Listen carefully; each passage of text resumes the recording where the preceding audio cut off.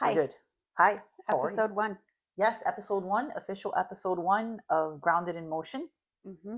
And Malia is going to take over a lot of the conversation today. I'll be asking questions and sharing my thoughts, but Malia will be blessing us with some information on breathing and our nervous system and how it can help us heal and re-regulate our whole entire human system, right? Yeah, Pretty absolutely. much. The breath regulates every single system in the body, along with the nervous system. And I think you said blessing with information.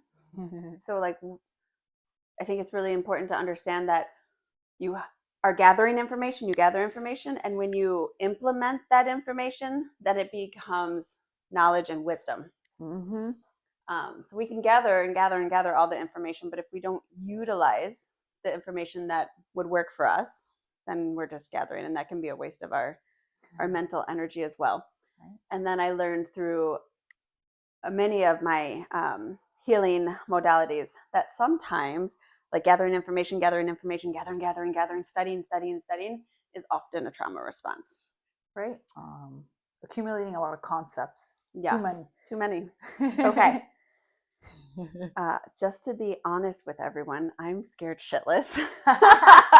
Nanette has constantly just championed this. I just breathe. I'm like, okay.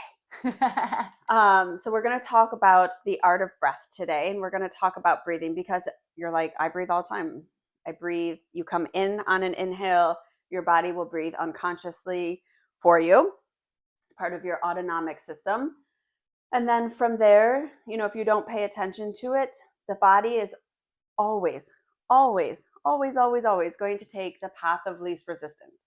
It is not made, it's not like an optimizing machine. It's how can I save and conserve energy? How can I watch out for danger and keep this human vessel alive? So the body's always taking the path of least resistance, especially when it comes to breathing. And so just to begin with, what is the breath telling you? And when you start to pay attention to the breath and you have awareness of your breath, it's giving you a lot of information about what's going on in your nervous system. And I want you to hear me now and really pay attention. Your nervous system is king. It is queen. It is the number one ticket to your healing. I know so many people, myself included, who have done all of the work out regularly, eat healthy, all the supplements, all the blood, all the things, and yet the needle doesn't move in the right direction. And it's oftentimes because we're not addressing the nervous system, which could be stuck in a chronic stress loop. And so breathing is the ticket to rewiring that loop. It's the same when we have extremely tight, chronic tight muscles and we're like stretching. Stretching to get relief is a Band-Aid. Mm-hmm. Mm-hmm. That muscle is tight because the nervous system and the brain say, well, I don't feel safe. I'm going to lock myself down so that I feel stable. So as you're working and strengthening muscles that are chronically tight or underused, that's a nervous system response. So we have to get the nervous system to get on board and feel safe. And then that muscle will release and you'll build strength. And then you won't have to stretch all the time because you will have overridden the system and the body will feel safe. And that's how that works. So hear me now. Nervous system is number one in our healing, especially of lifestyle things, chronic stress, chronic disease. You really want to heal, it's the nervous system. And the easiest way to access the nervous system is your breath. Because your breath controls your physiology. Okay. The breath is the number one indicator of vitality. Like how well you breathe is the strongest indicator of how long your lifespan and how well your lifespan will be. Okay. Mm-hmm. Number 2 is grip strength, by the way. So be doing your dead hang, be doing your wrist stuff. Okay. Again, hear me now. This is so important, is that your physiology drives your psychology. So your breathing drives your physiology, and that will drive your psychology. And then it becomes this big circular loop of how it's doing, because the breath is driving that physiology. Your chemistry in the body will dictate how well you're able to process life. Mm-hmm. That's right. If we have nervous system burnout, we have fatigue, we have adrenals getting on board, and then our hormones. And then we can have that comes into rigidity in the body, pain in the body. And so really the nervous system is where it's at. Yeah, it's responding to everything we're doing practically. So Everything. our environment and our like proprioception and experiences with interactions too. So It's environmental. it's environmental. Yes, it's very environmental. Absolutely. One of the things I think is really important is that people are always talking about the vagus nerve and vagal tone. But if your diaphragm doesn't move, you don't get that same effect. The diaphragm, there's a hole in the diaphragm. And when the diaphragm works and it expands and it releases and it expands and releases, it is um, slightly constricting that vagus nerve. So you're getting that parasympathetic. You can do long exhales, completely bypass the diaphragm, and then you don't get that vagal tone or that vagus nerve stimulation because it's just not working. It's a system. So that actually makes me think of like Parkinson's, Alzheimer's, and dementia uh, clients, people when working with them, and how some of the primary symptoms, obviously, that's a lot of neurological Right. conditions. But So, the physio that I learned from my mentor, when he talks about this a lot in our training, was that the only time during school that they talked about the diaphragm was when they were doing neurological studies. Yes. At no other point during his physio school did they talk about the diaphragm and breathing. And Nanette's going to put videos on this. Yes. So there'll be a video to show you. Your diaphragm attaches to your spine at the posterior. Yeah. So that's a huge attachment for this breathing muscle. And if you're in pain, right, do you hold your breath? Do you become rigid because a certain movement may hurt your back? So you compensate, and then that muscle becomes restricted. But physios often aren't, and this isn't, I'm not downing anyone. I'm just stating like they're not taught to work with the diaphragm as part of dealing with someone's back pain. And that's a huge component. We see so many people, I work in a PT clinic. We see so many people coming in for neck and shoulders. What's right underneath and below is your rib cage. So working on that rib cage to deal with your shoulder and neck pain is huge, because that is the base, the platform for the shoulders to move up and around. And then where the head sits is dictating where the rib cage sits. Yeah, I bring this up a lot actually too. A lot of people overlook the T-spine, the the thoracic, and like you're discussing the head posture and the diaphragm and breathing, the expansion of the rib cage and stuff like that, and it's directly connected to the joints of your spine. So I believe a lot in T-spine being a very meaningful area that holds the heart, holds the lungs, has a diaphragm in the bottom. And sometimes we think a lot about low back, low back, low back, or neck, neck, neck, neck, neck, but we have this in the center that has way more joints than the lumbar and the cervical. And it's definitely something to consider when you're working with these breathing patterns and or breathing exercises or helping someone improve their posture or whatnot. I think that area itself is very special, and it holds a lot of important organs that are just for your vitality and your health and your system, and the whole function is in that rib cage, lung, diaphragm area. Absolutely. But I was bringing up the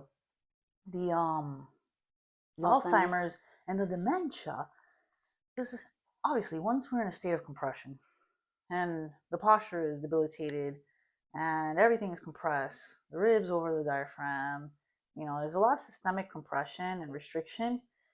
And then I do know Malia is much more, she's looked a lot more into breath, breathing, but it sends cerebral spinal fluid into the brain, which plays a really important role in flushing that metabolic waste.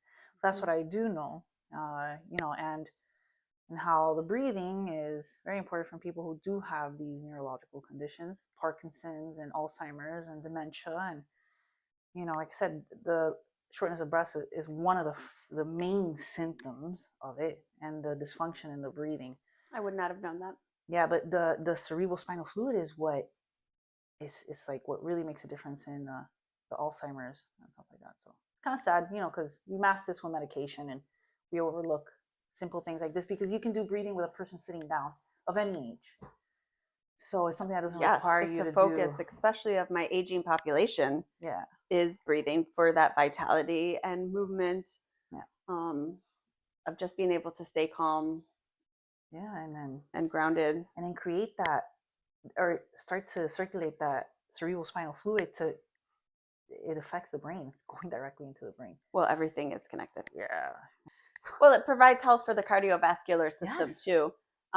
So many people will go to a cardiologist when they have shortness of breath. Question for you. I'm going to Okay, stop you because it's not going to slip my head. God, don't stop me because Shoot. you know I won't get back. Wait, okay, I got mark it. it. I marked it. Or if not, we'll talk about it later. Note. Breathing for weight loss and re-regulating of the metabolic system. Well, how do you lose weight? Well, I think a healthy system that has a good breath, along with food and, of course, proper nutrition and exercise because you have to move. But do you think you lose weight on the exhale because of the CO2? Exactly. Mm-hmm. So there you go. You can take over that. Or you can talk about that later because I think that's a big deal. A lot of people are into this weight loss stuff now. Ozempic. So we can get your breathing right and start to really naturally, get that. Yes, and there are so many things that come into play. That's a bigger conversation. But yes, a huge part of that is the CO2. Hi, baby. Once again, coming around to that, it affects everything. Mm-hmm. Talking about from dementia to weight loss. So it's still talking about breathing, but it's still targeting all these things that were... Right. The spectrum. And I think it's really important to understand that everything is the spectrum. Nervous system health is a spectrum. Breathing is a spectrum, because you have hyperventilation and Wim Hof and transformational breath work all over here as an experiential, right? This is experiential breathing. So that's at one end. But optimal breathing and just everyday unconscious breathing is all the way over here at this end of the spectrum. And it's the same with our nervous system. And our nervous system, what happens is we get stuck and then the nervous system adapts because we are an adapting machine.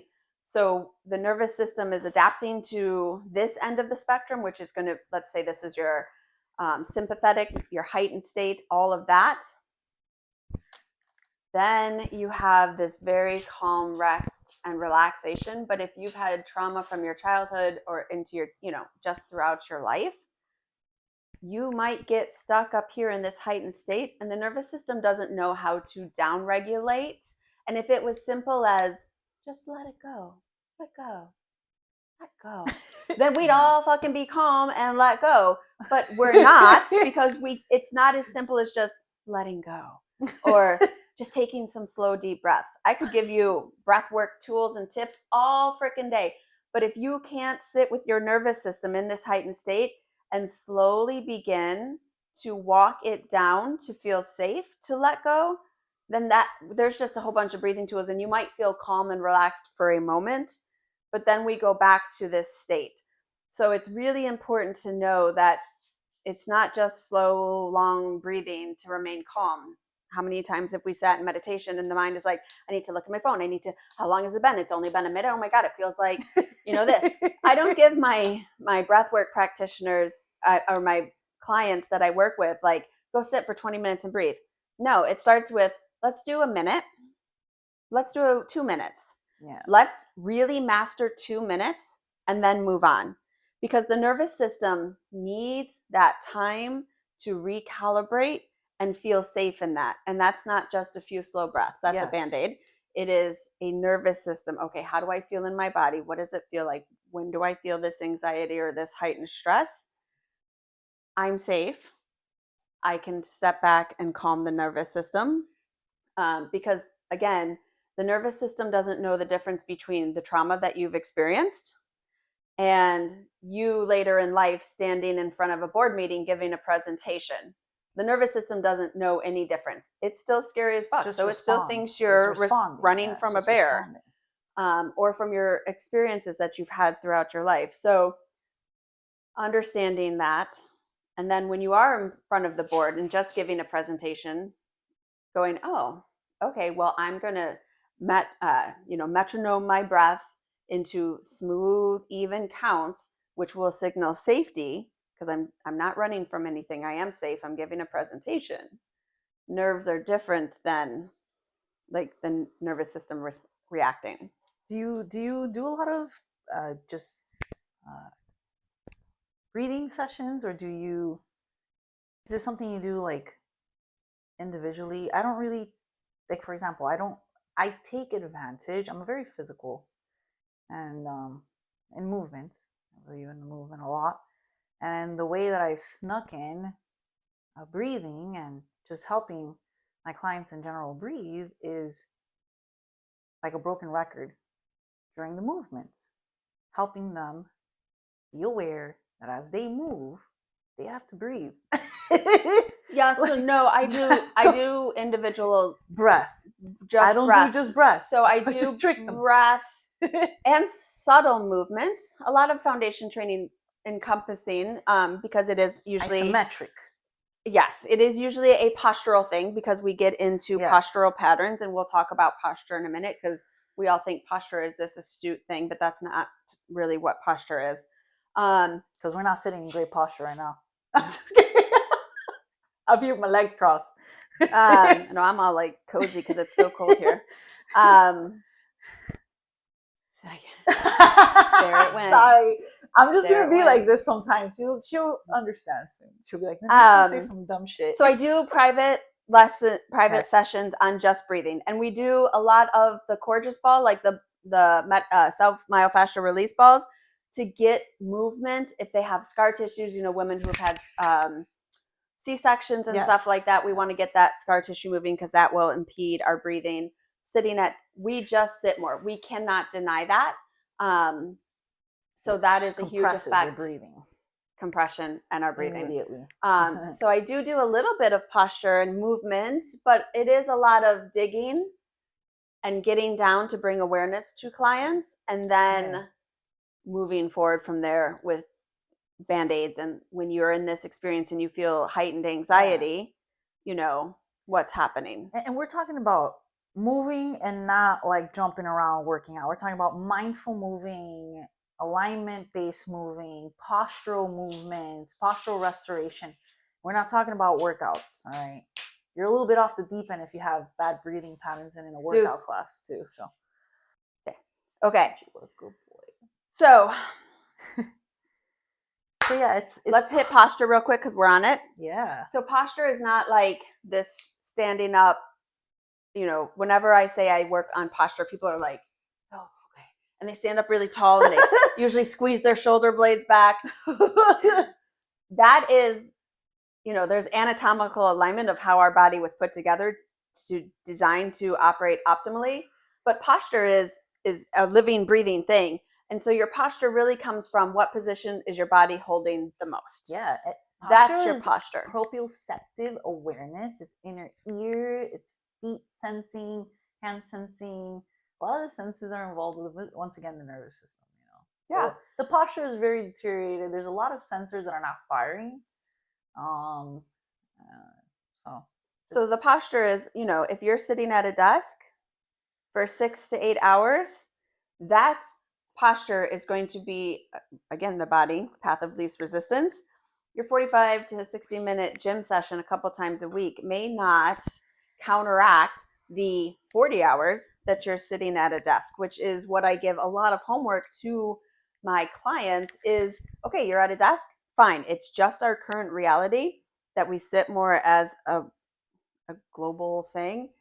We have to be able to unwind those patterns just so that we don't completely become these hunched over things, because that is a whole host of other things.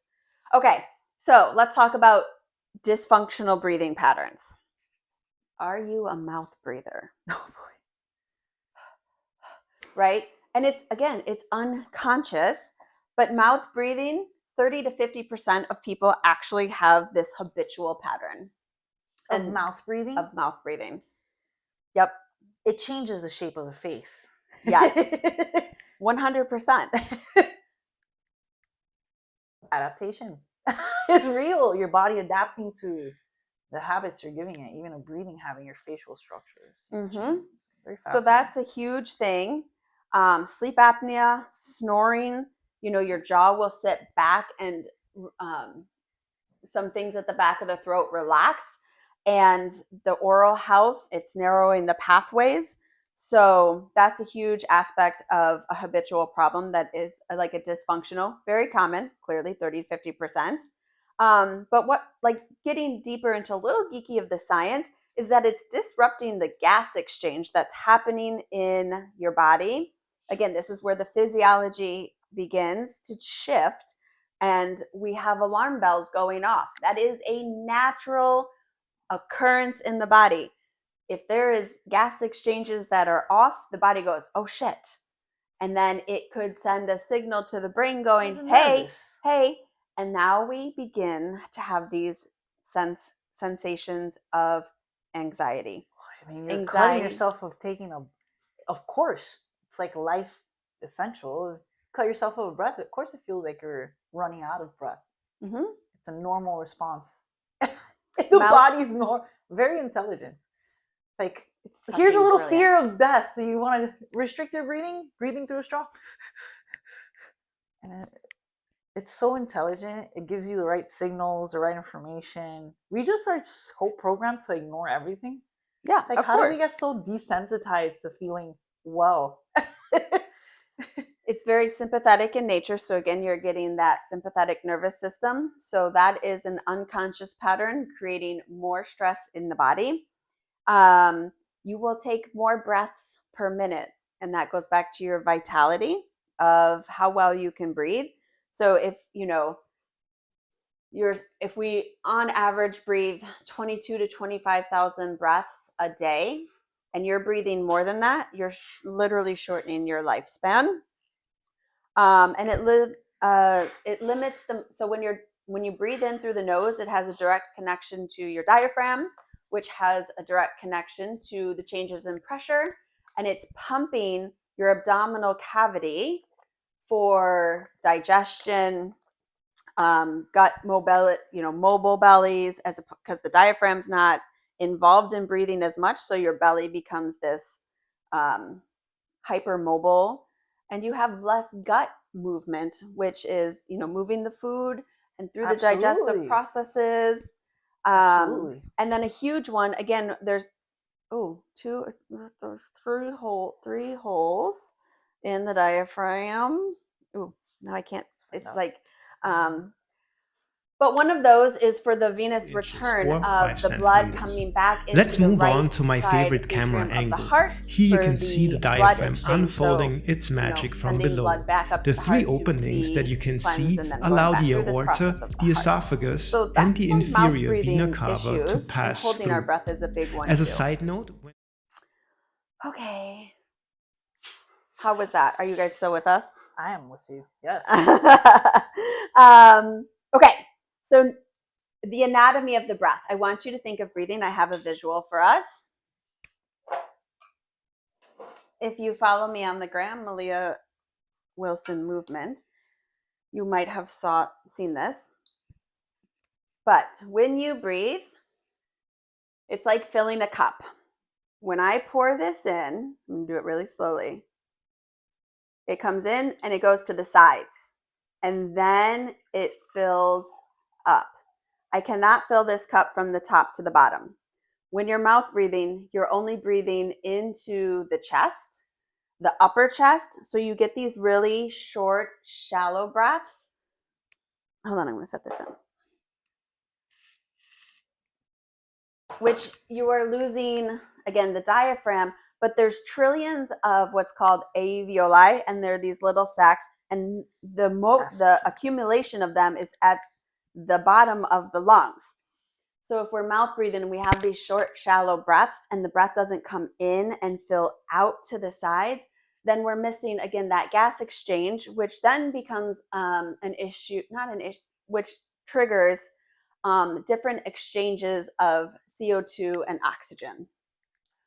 One of the most important things that I think I learned was that if you have breathing issues and you go to the cardiologist, they put that machine on your finger for oxygen uptake. And they're like, oh, you're breathing just fine. It's like a 98. A lot of people breathe fine with the intake. It's the CO2 on the exhale that is the problem. You're stuck on the exhale, yeah. Right, yes.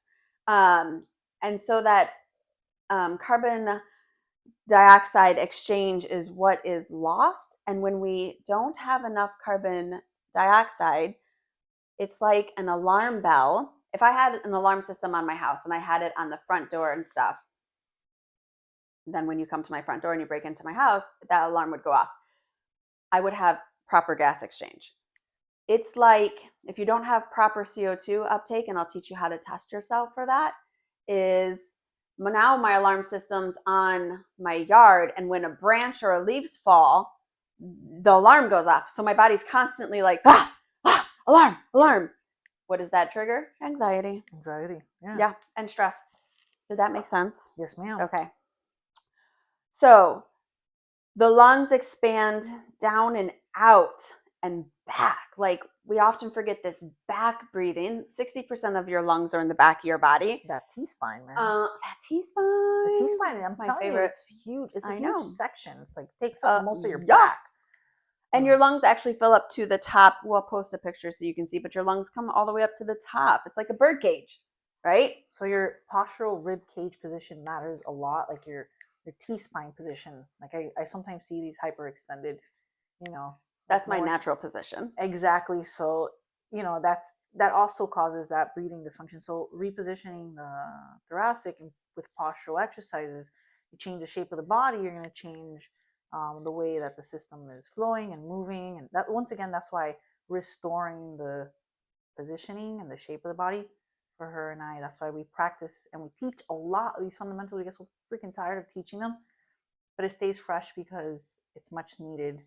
The more you can reposition in a proper place, your rib cage, your head, the less struggle you will have with your breathing. 100%. And the stronger you'll lift, the more powerful your exercise movement, whatever your movement of choices, if you move, is going to be that much stronger and more powerful. Exactly. Strength is tricky. Some people may look strong, but they're not strong at all. So how are we designed to breathe? Like filling up that cup, the breath comes in and down. And so just that for a lot of people can be super stressful. You may feel extremely lightheaded when you start taking these deep breaths. It might feel like you can't even access these parts of the body. I want to do the strap thing. That's why we call it the CO2 exercise. test. Breathing exercise. I want to make sure I don't forget, because y'all, I will forget. Okay, we are designed to breathe through the nose, clearly. It is literally the first line of defense for your immune system. These tiny hairs in your nose, the cilia, they drive Athena crazy. She's like, do you see these hairs in my nose? I'm like, yes, they're so important. Stop. Don't shave them. But it's don't mess with them. Don't be wearing pull them up now. Shave them. But those trap pathogens before they enter the body. If you're breathing through your mouth, that's just coming into your body, and it is like making you sick. So you'll get sicker maybe more often. So breathing in through your nose, and it adds moisture and humidifies the air as it comes into the lungs. And it's huge because it's got this resistance as you pull the air into the lungs, which will facilitate accurate coordination of the diaphragm And if you have accurate coordination of the diaphragm, then you can get that parasympathetic nervous system because you're getting into that vagus nerve. And also another huge one is that nitric oxide is produced in the paranasal sinuses. And so every breath you take is increasing that, which is it's antifungal, antibacterial. It helps us stay really strong and healthy. And that's only made if we're doing strong nasal breathing. Cool. So the nose breathing not only is all of the things we're talking about, it also plays huge into your nervous system. And then I would also even go as far as saying like inflammation levels and such as well. Yeah. Of course, responding, the body responding, the cortisol, it's all freaking out when it's this is really affected. Very big for everything, for healing, for training, for recovery, for if you're trying to get into like a weight loss journey to make sure that you're actually doing these fundamental things to help you progress and advance and get over these obstacles that you're having, because it's a fundamental base. Now we're talking about it, we have movement as a base, as it being very important. Everybody's in the gym trying to move, but that breathing is what's going to help you take it to the next level in terms of whatever it is you're trying to reach. And like Malia says, if you're not seeing results in certain things, you want to check back with just the foundation of the breathing. I mean, it's the basic. And I take a lot of like classes around, and I'm NASM certified, and I took the class as opposed to doing it online like you did. Yeah.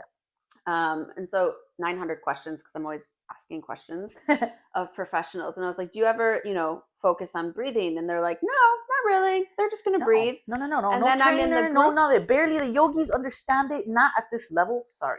They understand it more, and like you say, in an esoteric trend. In personal trainers, we know that we got to, they're trained well. I think they have a little understanding of it, but it's bypassed because the training, the muscles, breathing a lot. It's completely goes over the head. So there's so much information in that book too. At least trainers are trained at the level of anatomy and breathing, not this breathing to relax, because I don't know, whatever. It's yoga. Very skipped over in so many professions. I mean, physios. Yes. Physios, physical therapies. It depends on what part of the world you're in. So sometimes they're called physios, sometimes they're called physical therapists. Here in America, same things. So we can see where, cardiologists, they're not being trained on breathing. Therapists. But like, this is what they're working with. So really understanding this, and this is game changing. And this is one of the reasons, one, we wanted to start here, and two, to understand and just provide you with a bunch of knowledge so that you can take a step back and look at what you're doing, what goals are not being met, even though we oftentimes, let me tell you, I cannot explain this enough. I felt like I was doing everything, except I was not dealing with the chronic stress and the nervous system regulation. Even though I was just doing all the tools. It wasn't actually fixing the nervous system until I understood it more. Mm-hmm. And then, that's a whole nother thing. But very happy with this first podcast being this, because I would say this is, like I mentioned, the fundamental, the base. And we're all about fundamentals, foundation. Understand what you're doing with your breathing, and then we can move forward with the other fun stuff. But even in group classes, I also, no one was teaching us how to breathe. I breathe. I sound like a goddamn broken record. At least you're going to breathe and be. By the time you're done, you'll be like, this girl told me to breathe 80 times. Yeah, even in a workout class. In a workout class, you're not getting any of that anywhere else. It's my regular cue. It's inhale, exhale. Like breathe. Don't forget to breathe. I see people inhale. I'm trippy as hell sometimes in class. I'll get in your face and be like, breathe. While you're doing weights. But that's how you take it to the next level. Well, that's if you want to create better endurance. If you want to oxygenate your muscles as you're lifting and release metabolic waste, you gotta breathe. Okay, but that's CO2 tolerance. Because, explain. Okay, let's get super geeky now. When you breathe in and the oxygen comes into the alveoli, it moves into the bloodstream on hemoglobin, which is red blood cells. Then the body's like, hey, I need it here, I need it here. If you don't have CO2 molecules to take the oxygen out of the red blood cell and pull it in the tissue, your oxygen's just floating around in the blood and not being utilized. So think of it like, it goes back to cars. Didn't we talk about this last week? Yes, we did. I was going to ask you to relate it to the car so we can finally put it together. We're going to talk about the car. The oxygen gets into a taxi cab and it is driving you to your quad muscle, and it gets to the quad muscle. The CO2 is there to open the door and let you out of your taxi cab, and then it puts itself in the taxi cab and moves to be released through the lungs. If you don't have the CO2 there, and because you don't have the CO2 tolerance, that isn't happening. So you may have great oxygen uptake and you can take it, but can you utilize it into the body? And that's what's missing for a lot of people, is the CO2. And that's what's missing in, cardiologists. My mentor worked with a woman who has COPD. It was getting worse, getting worse, getting worse. Her doctor was like, I don't know, you're fine. You're, incurable disease. Sorry. She worked with my mentor. And while you can't cure it, she felt better in 2 sessions with him than she had in 7 years that she had been dealing with this chronic disease. A lot of pathways opening up. So it's really a really big thing that we're not talking about. Okay. What do you say to my strong people working out? All fit. Well, it doesn't mean that they're breathing well just because That's what I'm saying. Stress levels look high sometimes in very athletic fit. Well, you have to think that it's stress inducing. Yes. Your HIIT classes, your CrossFit classes, back to my people who are doing all the things, you're working out, you have really high stress levels, your nervous system's redlined, but you are working out to reduce your stress and you're hitting it hard. That is sympathetic in nature.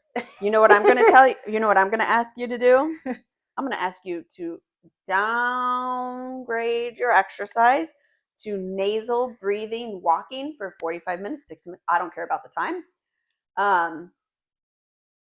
And then you'll make nervous system shifts, which will decrease and change your stress. So if you're already heightened in state and then you're going and doing all these exercises, hear me now, exercise is not bad, it's good. But it needs to be balanced. For myself, shit hit the fan in August or so, and I stopped going to Just Lift. If you followed me for the last year, well, a year and a half now, Just Lift is my heart. I love that. It was so overwhelming. It was intense, which where it hadn't been before. So I had to stop that time. And the time that I would normally go to that gym, I was walking and just nose breathing. And it's really helped me through this experience. Yeah. Yeah.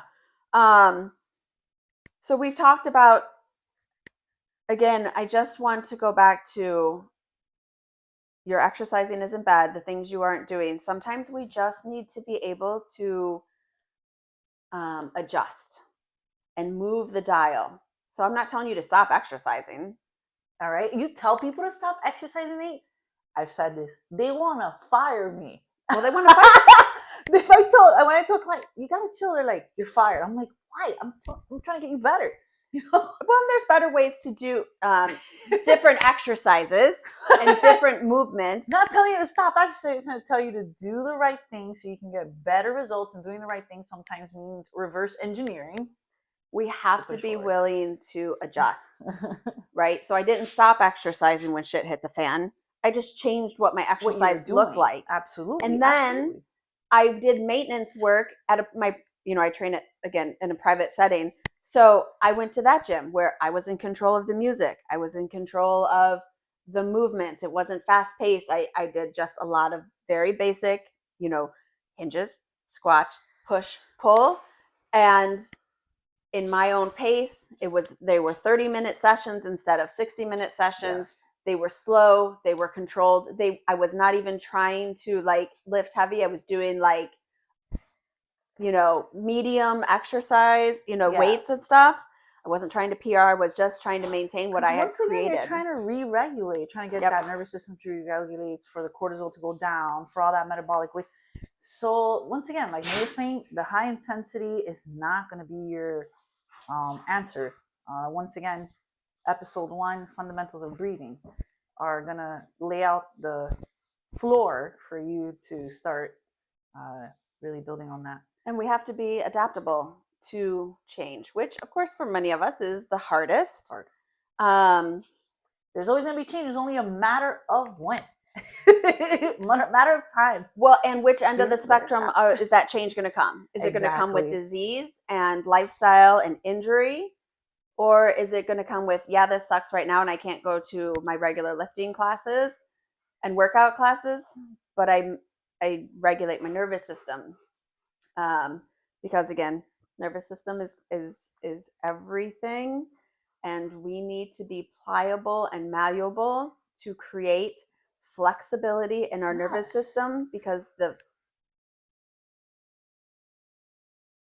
nervous system needs to be flexible. And if it gets stuck in this end of the spectrum, which let's say this is our sympathetic, it's resilient too. It is right, and it is resilient. I mean, we are resilient. Knowing when to shift, recognizing when to re-regulate the breath. A lot of awareness in that. I think that's maybe your next question. Awareness is number one. How do we recognize when the breath is starting to take that turn that's not for the positive of our well-being? Like, what are some symptoms, like the shortness of breath? Like, do you feel maybe pressure, like a little tension in the chest, a little neck strain, a little stomach discomfort? Like, what are usually like symptoms that we start to feel? Me being live, like what I'm about to do next with Malia, makes me nervous. I can say I can hold my breath there, but a lot of people will notice that they're holding their breath. So a lot of it's unconscious until the mental kicks in, and it's super anxiety driven. So you see a professional highlighting to you and pinpointing when pinpointing. Zeus, you want to give me a paw? You want to show them how good boy you are? You want to sit? You're so cute. Okay, so how do you notice it? It might be the awareness and the. Okay, here we go. Mm-hmm. It's, again, a lot of times when I work with people, it's the awareness of holding their breath is a big one. Like, I find myself holding my breath a lot, or my breath is short and shallow. My anxiety is really high, and I've tried meditating and I can, and right. Yeah. So that's really where it comes into. You say headaches, stomach discomfort. Stomach discomfort is huge, but no one ever correlates their breathing to that. I think stomach is one that's like, for me, like when I, like when nerves really kick in, I feel like that's one that's like the stomach, the tummy, it's like, soreness without understanding why you have some soreness in there and discomfort. Or at least I can identify if my breath is not very well when my stomach starts to feel not so well. Oh, interesting. Yeah. Like I said, I have a very good amount of, I think I can regulate myself pretty well. I dive into meditation. You just put me in 1 minute, I'm in a meditative state. It's weird. I'm not even that good. I can't do that. I see the meditation lady coming in and I'm already in that state. It's weird. It's freaky. I can get myself fast there, but there's sometimes such intense nerves, and life sometimes can be so intense that. Truth. Am I right? I know everyone's out there like, yeah. Sometimes things are out of our complete control. And all right, go lay down. I think those may be your breathing. Go. So what's a good tip for your breathing? Sit. We have a Roddy rumble going on right now. Would you like to hear a Rottweiler's breathing? No. Down. Zeus. Give her a kiss, Zeus. Down. Give her a big kiss. Zeus, down. Cool boy. He just harumphed me. Stay. He's like, Mom, come on. Look at him. What a smush. So what can we do if we're feeling very intense? Let's start to get a little bit more into the emotional aspect of breathing. I told her I was going to bring this up more towards the end of the podcast. Well, I think we tapped into a lot of the nervous system. Yeah. And that it needs to be, it's not just Band-Aid tools. It's the awareness of where it's coming from. Yeah. When I go to work, I have anxiety. Okay, well, why? I feel it when I'm getting to, right, what's triggering it? I feel it when I'm getting to, okay, so a personal thing. I worked for my dad from a very young age, like 11 years old, in the restaurant industry, right? No pain, no gain. Everything's black and white. If I say coming in, you better move your ass. Okay, but he was my dad, and then he was an authoritative figure at work. So what I found was that I had this very head against, or like a wall with authoritative figures, that it was yes sir, no sir. There was no talking. It was just like head down, no collaborative experience, right? Like he was the boss, you did as he said, whether he was wrong or right, you know? Yeah. But then I would notice that would come up when I was in hotels, and when I was, there was just like, I didn't speak. I was like head down, again, no collaboration. And then like I see everyone else just like hanging out with the chef and being all like chill. And I was like, well, how, right? Yeah. And it would, because of that experience of growing up with this very authoritative figure that was also my dad. So like we would get home and he'd be like, what's up, kid? And I'd be like, I don't know, you were just a dick. Like I want you to like go away. I worked with you already. Yeah, like go away. You were so mean. It's like working with your husband. Oh, no, I'm just kidding. I don't. Yeah. Topics we don't talk about here, but Claire and I worked great together. We met in a hotel. Yeah. My husband's like, come work with me. I'm like, hell no. No. Too many hours here going on. Just kidding. Yes, not kidding, really. So it was the awareness of knowing that when I am with a chef or an authoritative figure, it was even with like yoga teachers too. Once I even transitioned, there was just this like roadblock. So becoming aware of like, whenever I'm in an authoritative figure, even if they're the nicest, most collaborative, like asking my opinion, I would just be like this shut down version. And then it was to breathe and to be able to speak. That'd be a moment to like, pause and just respectfully take a minute, regulate my breath, normalize my breath. No one's trying to burn me. Like my yoga teacher is not trying to burn me with a hot pan when she's, like I can just speak. We are in a collaborative cohort, and she's asking my opinion, and it's safe to speak my opinion without, all of the recommendations that we would have gotten in kitchens or things. So it was re-regulating my nervous system in those moments. And now I'm in like the most incredible environment, and that I don't have any of that in this job. Exactly, yeah. I have worked through it with subconscious reprogramming. I'm a huge advocate for Psych K, which is subconscious reprogramming, which is very similar to like EMDR and hypnotherapy. Yes. And knowing and working through all of these different authoritative figures I've had in different restaurants and then beyond into like the yoga and fitness world, they're not out to get me. They want to be my friends and like, collaborate and learn and listen and teach and all of that.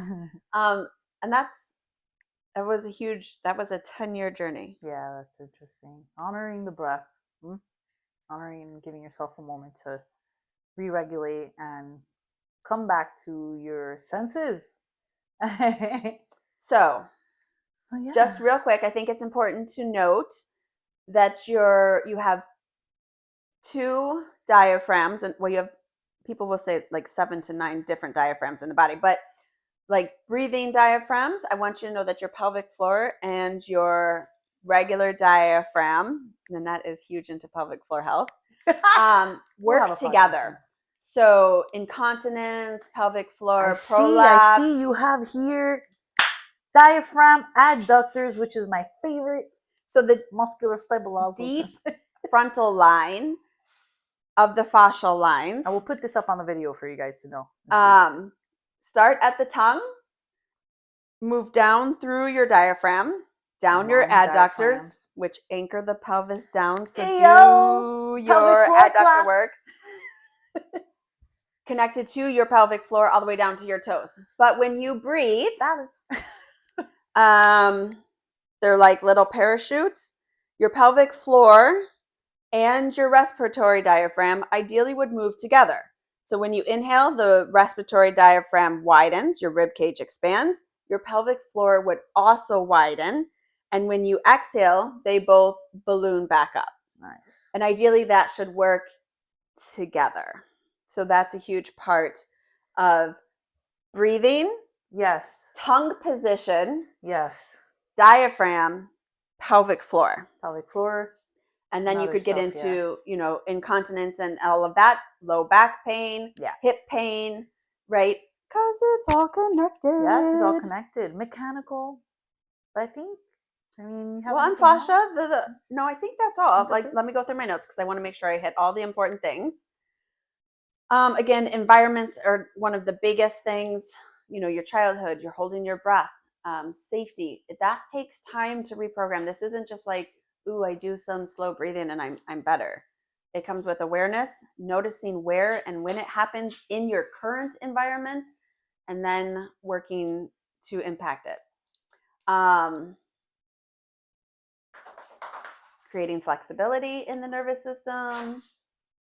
Postural correction along with postural correction. I think it's maybe not this one, but it also has to do with lifting.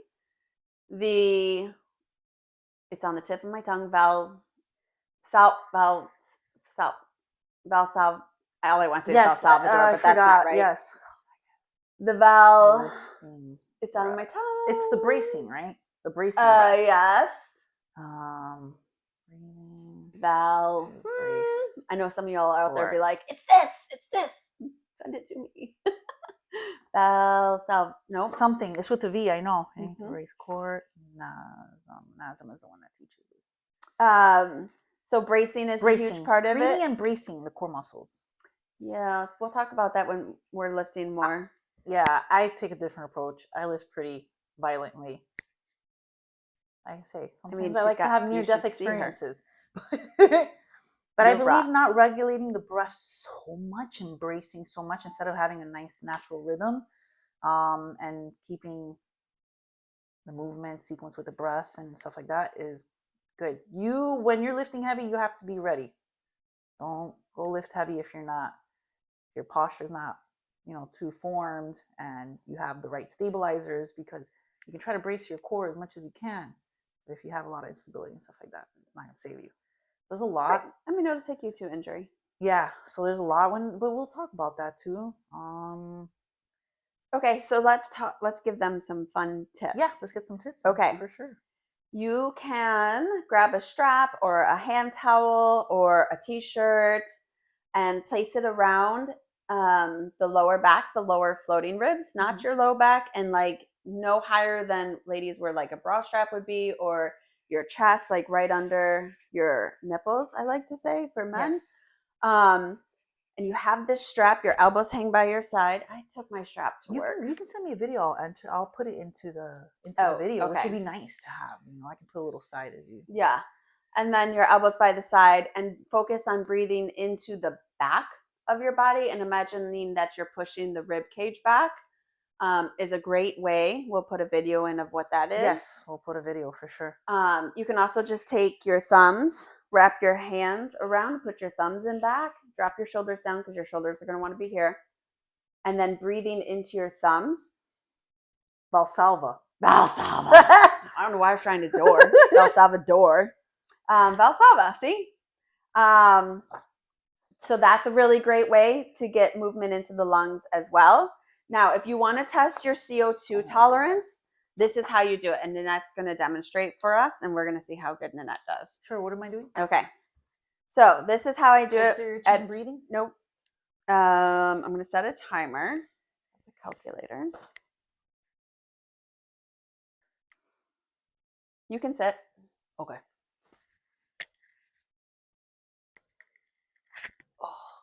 Okay. Too long already. So you're going to take a breath in and a breath out. Then you're going to take a breath in and you're going to exhale. When you exhale, do not do this. Okay. And push all the air out. Just take a normal breath out and then stop breathing. And you're going to hold your breath empty but don't do it now because I haven't started the timer. Okay. So, well, I want them to do it so they can do it too. You're going to set a timer on whatever things you use. You'll take a normal breath in, out. Then you'll take a breath in, and then you'll take your breath out, and you're going to hold your breath empty for as long as you can. Good, right there. And this will give us, you're going to breathe in when you feel that first alarm bell, that like, I need to breathe. And this is a really good indicator of like our CO2 tolerance and when that anxiety level starts to kick in. And some people are just a few seconds because, that was 22 seconds. I didn't take a big inhale on the way out. Okay, but that's okay. You don't have to justify it. So I was like, just hold it, whatever. I'd be like, wherever it is. Nanette, work on your breathing.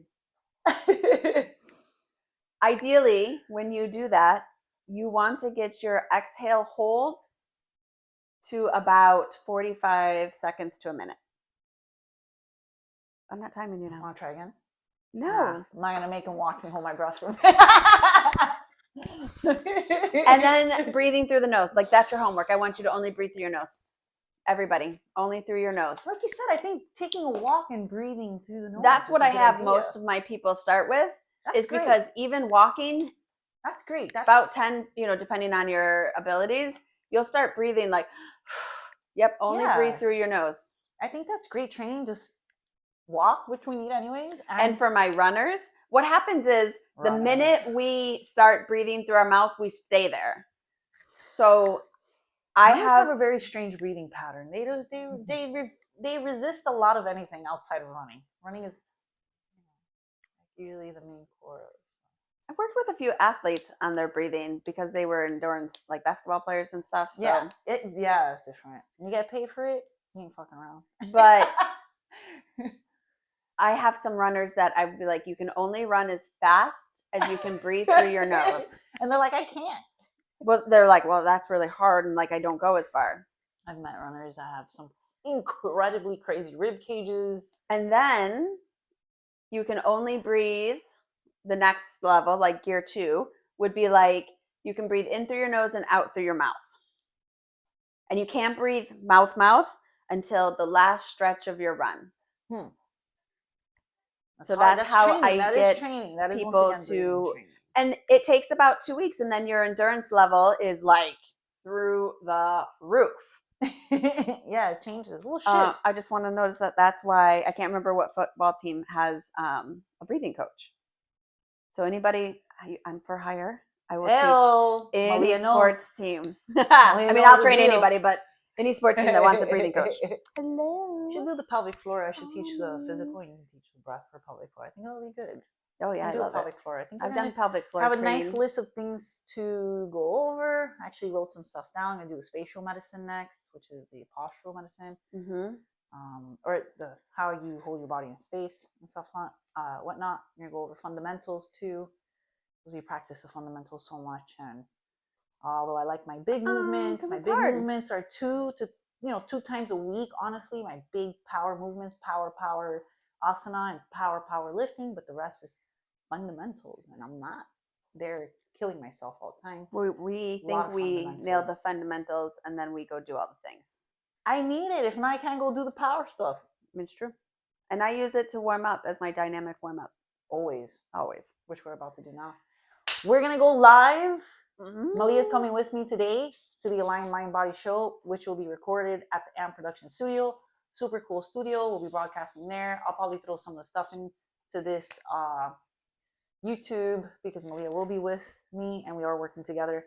So we'll be going over, just for a heads up, hinges as our fundamentals. I love it. It's my favorite movement pattern. We hinge and kind of synchronizing the breathing with your hinging, which I like doing very much. And we're doing balance. Malia's going to be demoing beginner to intermediate. I may be doing some more advanced so you guys can see how you can take it from a simple balance pose, which then integrates into an intermediate, and then can be into an advanced, which will teach my advanced people that the simplicity matters, and it will teach the beginners that they can slowly progress if they do the basics first. Okay, so I want you to do the CO2 test, and I want you to put how long you were able to hold your breath empty, not breathing in and holding your breath, but you're breathing out and holding your breath empty. I want you to drop that in the comments. And then I think that's all. So that's your homework. Practice nose breathing, walking. And then if you need any help, you know where to find us. I'm going to do that walking, breathing.